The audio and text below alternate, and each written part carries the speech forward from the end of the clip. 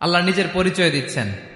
আল্লাহ বলে, আমাকে চিনে নাও, আমি হচ্ছি আল্লাহ তোমাদের রব, লা ইলাহা ইল্লাহু, তিনি ছাড়া কোনো ইলাহ নাই।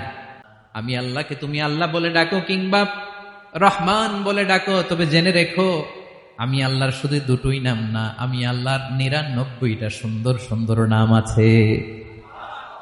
বিষ্ণু বলেন, মান আহসাহা দাখালাল জান্নাহ, ৯৯ নাম যে মুখস্থ করবে, এ নামের দাবি যে আদায় করবে, এ নাম অনুযায়ী যে কাজ করবে, জান্নাতে রব্বুল আলামিন তার জন্য এন্ট্রি নির্ধারণ করে দেবে।